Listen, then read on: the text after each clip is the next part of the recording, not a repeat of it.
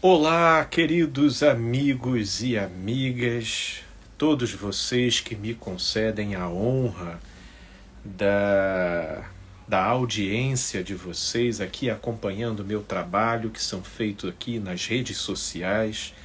Fico muito feliz, sejam aqueles que estarão me assistindo aqui ao vivo e entrando aqui na sala daqui a pouco, como já estão fazendo. Seja você que está aí me assistindo a posteriori, seja pela manhã, pela tarde ou pela noite, sejam muito bem-vindos, é uma alegria tê-los por aqui, viu? Hoje nós estaremos dando sequência a um tema, nós estamos hoje na parte 5, e pelo menos dentro aqui do meu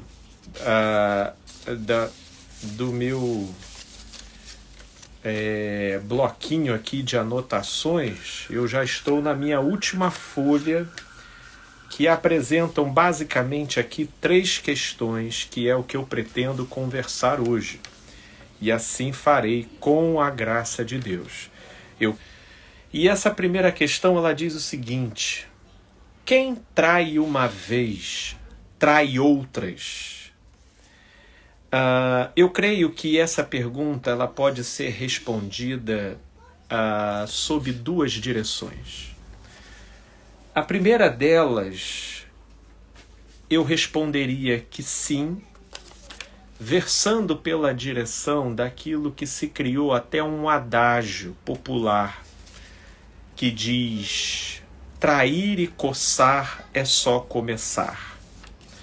E isso pela razão do fato da traição deflagrar um processo psíquico na subjetividade do sujeito que favorece um elemento de compulsão ou de paixão. Isso porque traição, vamos pensar assim, em tese, ela se trata de uma violação de termos estabelecidos entre os envolvidos. Isso feito de modo espontâneo e consciente, né? Somado com o código moral comportamental que a pessoa já carregue nela mesma, a partir do momento que a pessoa passa ao ato de uma traição, ela comete uma violação contra esse limite, contra esse compromisso estabelecido por ela. E isso causa reverberações na psique, dentre elas o fato de que tudo aquilo que é realizado na forma de uma violação, de uma transgressão, isso em si carrega o potencial de uma amplificação do desejo. Tanto quanto tudo aquilo que opera como uma violação, inevitavelmente deflagra, sutil ou escrachadamente, a reação da culpa. Portanto, esses processos deflagrados na psique, dependendo do modo como a mentalidade do sujeito é estruturado, quando ele trai, então é deflagrado níveis distorcidos e amplificados de prazer, de satisfação, ao mesmo tempo que pela culpa, gera-se um nível de tensão e de desconforto que acaba dando ensejo para que aquele prazer que foi primeiramente vivido na traição passe a funcionar como um ansiolítico para satisfazer e amenizar a tensão provocada pela culpa. E aí começa a gerar um ciclo vicioso, onde o sujeito trai para se aliviar, ao mesmo tempo que naquilo em que trai, ele mesmo fabrica a culpa, que produzirá a tensão, esticando o tapete vermelho para a necessidade de uma nova traição.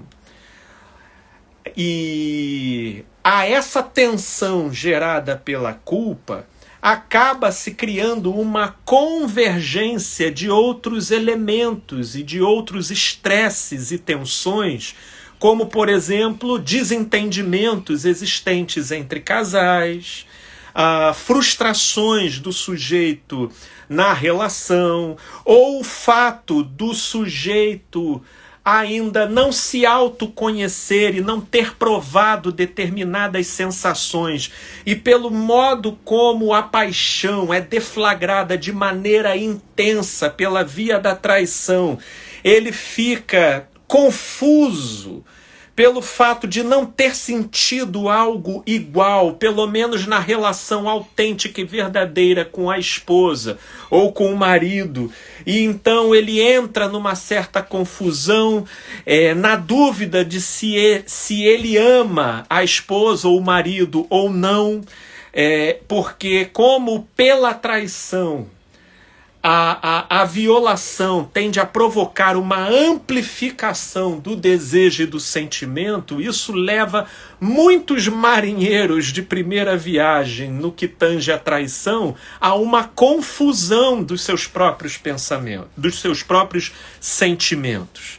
Inclusive, não é incomum a pessoa que trai a primeira vez acabar caindo no conto do vigário, relativo ao fato de achar que não ama mais o seu cônjuge e fazer uma cagada extraordinária, às vezes nem levando em conta o sentimento e a sensibilidade do cônjuge, mas baseado e autorizado pela intensidade da paixão que ele está sentindo pela outra pessoa com quem ele está traindo.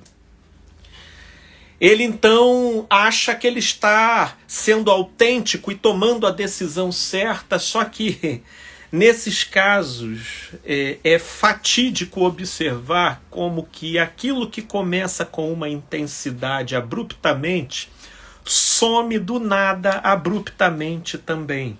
Principalmente se acontece nesse contexto que nós estamos conversando, de ser um lapso de embaralhamento. Isso na maioria das vezes acontece com o homem. Geralmente a mulher ela não costuma patinar, até porque as razões que levam uma mulher a se apaixonar por uma outra pessoa, a conjuntura psicológica e afetiva já vai por um caminho diferente, no geral. Mas no caso, geralmente, dos homens, né, então o camarada vive para de repente se ver, do nada, esvaziado daquela paixão, para depois retornar com o rabinho entre as pernas, se humilhando e pedindo perdão pela cagada que fez.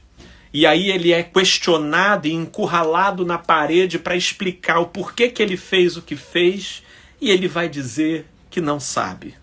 Porque, na verdade, ele foi sacaneado pelo próprio inconsciente. Ele foi vítima de uma pegadinha dele mesmo, e por ele não ter se conhecido, ele se permitiu pular uma cerca que gerou dentro dele implicações que num primeiro momento ele tinha certeza de que ele estava no controle da coisa, mas depois de um passar do tempo ele percebeu que na verdade ele estava sendo marionetizado pela coisa. E essa coisa somos nós, são os nossos próprios pontos cegos, são os nossos próprios sentimentos e desejos, que quando a gente ainda não aprendeu a discriminar aquilo que, embora a gente não possa evitar de sentir, a gente não deve alimentar, o sujeito vai dando ibope para tudo quanto é frisson que vai aparecendo dentro dele. Alguns, inclusive, batem com o carro na rua porque não conseguem sequer ignorar um estímulo de uma bunda andante do lado de fora. E aí, batendo o olho, não conseguindo desviar, já dá com a cara, com o carro num poste, né? Então, vai sendo pela via da experiência, né, que a gente vai aprendendo a ignorar certos estímulos, a não dar ibope para certos pensamentos e sentimentos, entendendo que se não podemos evitar de sentir, o caminho então é não alimentá-los, né? Mas isso são coisas que, em geral, a gente vai aprendendo lá na frente. Portanto, ainda aqui apenas desdobrando esse primeiro aspecto da nossa resposta a essa primeira questão, trair e coçar é só começar? Sim, nesse sentido, quem trai uma vez, trai outras, porque na medida em que ele comete uma violação referente a uma fronteira que ele mesmo traçou, isso então abre a porteira para a deflagração de processos onde a pessoa começa a ter uma série de miragens e alucinações que colocam ela numa tremenda dificuldade de frear o processo dentro dela mesma.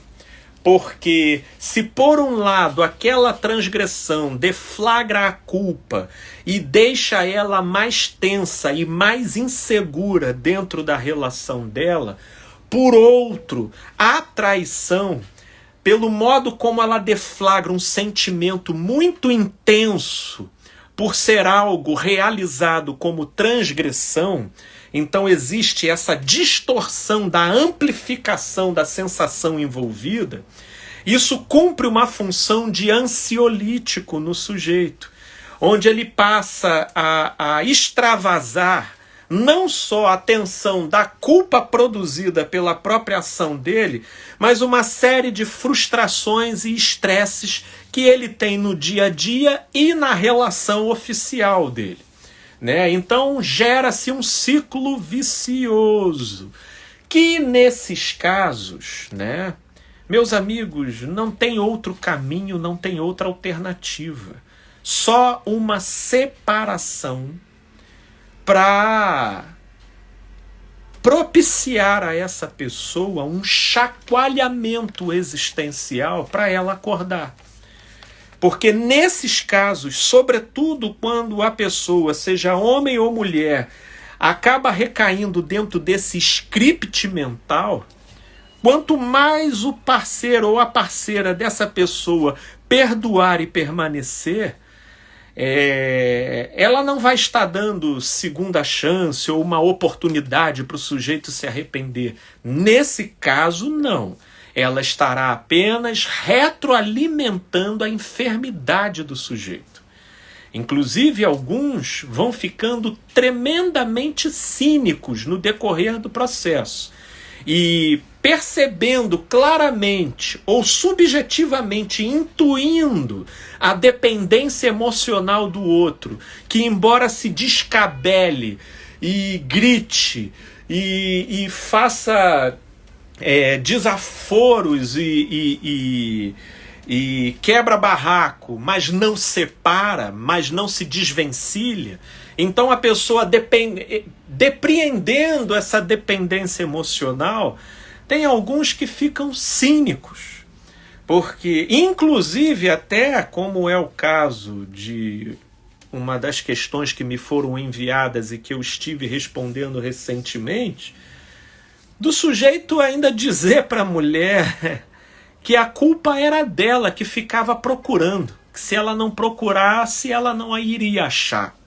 Esse é o nível de cinismo que a pessoa chega, retroalimentada pela dependência emocional de quem, embora reclame e se descabele, não separa.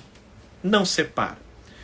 Portanto, quando uma pessoa que trai entra nesse circuito de abraçar a traição como sendo uma modalidade de vida e uma forma de contrabalançar as suas próprias tensões, né? Nesse caso, quem trai uma vez, trai outras. E se essa distorção do caráter do sujeito for retroalimentada por uma falta de amor próprio e uma dependência emocional do outro, então fecha-se o circuito doentio, onde de uma certa forma, aí nesse caso já entra uma perversidade, o sujeito ele desenvolve um estranho prazer em fazer as coisas dessa forma. Para ele não teria graça sair com algumas pessoas não estando casado. Aí nós já estamos inclusive falando de traição como um fetiche. E acreditem, isso existe. Existe muita gente que trai como um fetiche porque a traição coloca o sujeito numa linha de deflagração de sensações que gera aquele temor, aquele medo de poder ser descoberto, aquela sensação, sabe, de tensão por estar numa zona de perigo. E aí tudo isso vai causando toda uma amplificação, inclusive no tesão, e ali vai sendo extravasada uma série de tensões e de frustrações do sujeito, de modo que o sujeito mais gosta e inclusive vive como um fetiche é a de estar casado e traindo a torto e direito, fazendo disso uma aventura. Alguns nem possuem a clareza objetiva de saber que é assim que eles são, porque tem alguns que por ignorância de si mesmos se fazem ou se tornam sonsos, né? Mas é assim que eles funcionam, é assim que eles vão funcionando. E aí, nesses casos, meus amigos e amigas, não tem outro jeito a não ser a separação. Agora vamos para o segundo aspecto que essa questão traz para a gente. Quem trai uma vez, trai outras? Não necessariamente. Tá? Quem, inclusive, estiver chegando agora, nós já falamos, já respondemos essa questão pelo seu primeiro aspecto, de que trair e coçar é só começar, e que em muitos casos quem trai uma vez trai novamente, sim. Mas agora eu quero abordar um segundo aspecto dessa mesma questão, onde quem trai uma vez trai outras, não necessariamente. Isso porque, minha gente, no que se trata da alma humana, a gente nunca pode generalizar. Obviamente, pessoas que já passaram pela dor e já vivenciaram o dilaceramento de uma traição, preferem trabalhar com o critério de avaliação de que quem trai uma vez vai trair sempre. E quanto a esses, sinceramente, eu nem recrimino. E por vezes nem sequer falo qualquer coisa acerca disso, porque no fundo enganado eles não estão. Sobretudo se são pessoas que já vivenciaram os transtornos decorrentes de uma traição. Mas, estrito senso, e trazendo aqui para a gente refletir, não seria honesto da nossa parte, sobretudo da minha, que trabalho observando esse fenômeno e essa dinâmica no meu dia a dia, e eu afirmar aqui peremptoriamente que em todos os casos, quem trai uma vez vai trair sempre. Não, não necessariamente. Eu, inclusive, posso falar para vocês a partir de mim mesmo. O meu primeiro casamento, ele foi um laboratório de muitas imaturidades para mim e creio até que para minha ex-esposa. E eu já traí e tive todas as reverberações e consequências em decorrência disso. Uma delas é o fato do meu primeiro casamento não ter dado certo. Só que chega um momento que é possível que aquilo dali receba uma reorquestração na maneira de ler e interpretar, num reajuste de sentimentos e sensações, e que justamente pelas consequências e pelos transtornos que foram vividos, o sujeito, pelo amadurecimento, desenvolve um saudável temor dessa linha fronteiriça, observando ele com sabedoria o caminho que seja bom.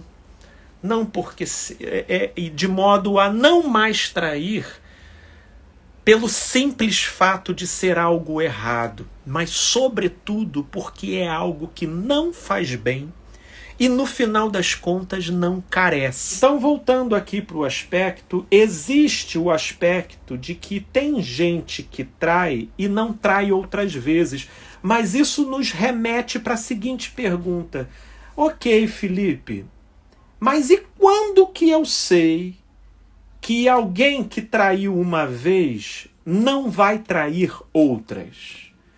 Tenho certeza de que você não vai gostar nem um pouco da resposta que eu vou dar. A gente nunca sabe. A gente nunca sabe. Agora, o que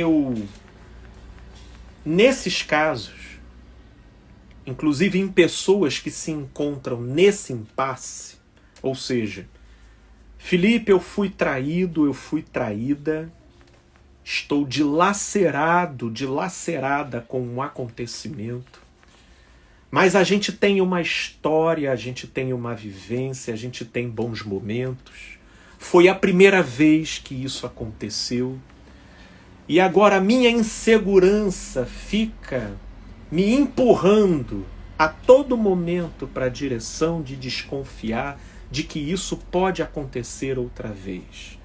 Como eu posso confiar novamente? Como eu posso obter a garantia de que ele ou ela não fará novamente? Então, respondendo objetivamente, eu já digo peremptoriamente que essa garantia não existe.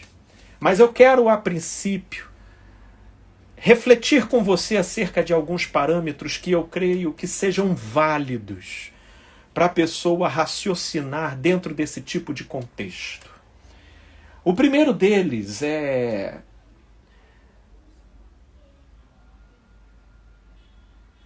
toda pessoa que comete esse tipo de violação, justamente pelos processos que são deflagrados em função da traição no traidor, na pessoa que trai,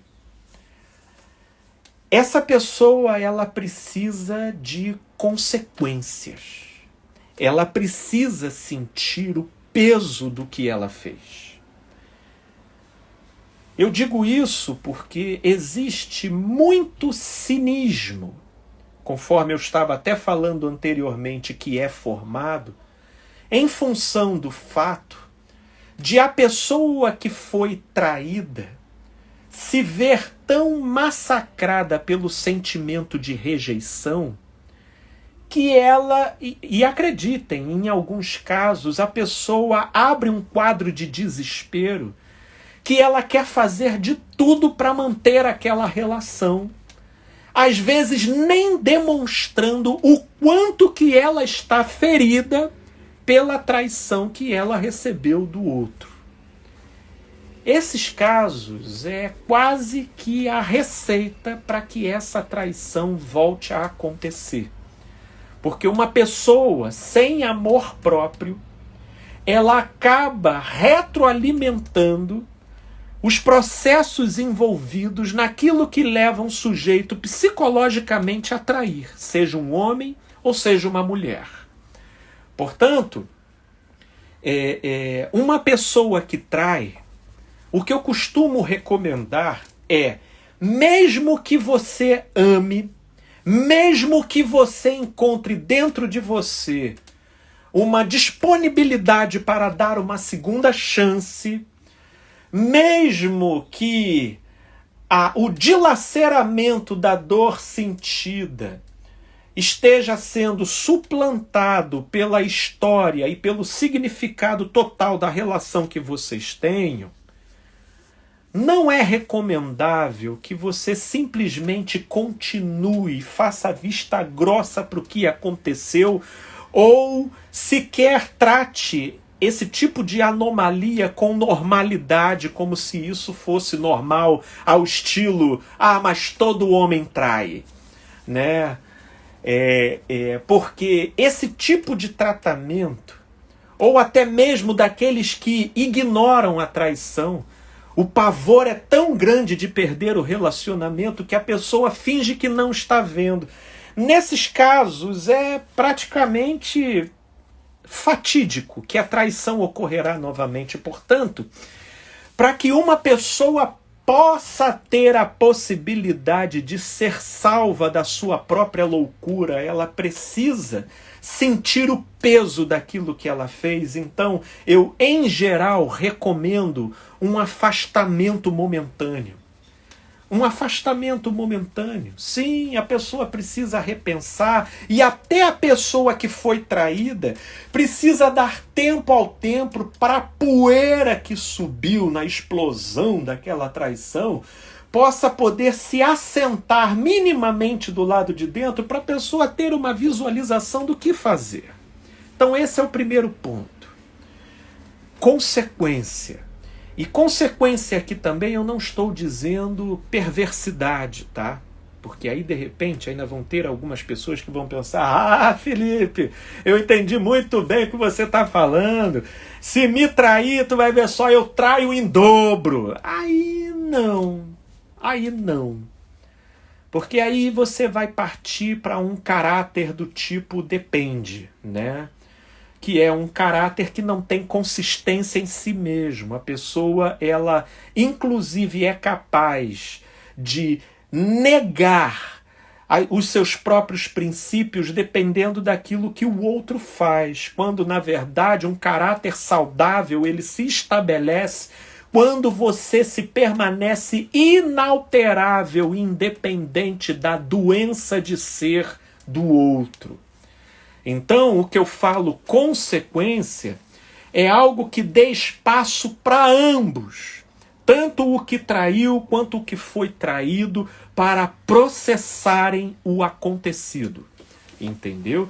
Mas eu não estou aqui estimulando a perversidade, de modo que a pessoa traída passe a abraçar a ideia de que ela vai se tornar o braço vingativo de Deus contra aquela pessoa, porque se você entrar nessa vibe, vai dar ruim. E aí, pior do que o prejuízo de ter sido traído, você ainda vai entrar num labirinto psicológico e emocional cuja emenda vai ficar pior do que o soneto. Agora, quando eu falo de consequência, eu falo dar tempo ao tempo, não ceder às crises de remorso e de desespero culposo da pessoa que traiu num primeiro momento, deixar a poeira assentar para que a coisa possa ser sentida e processada.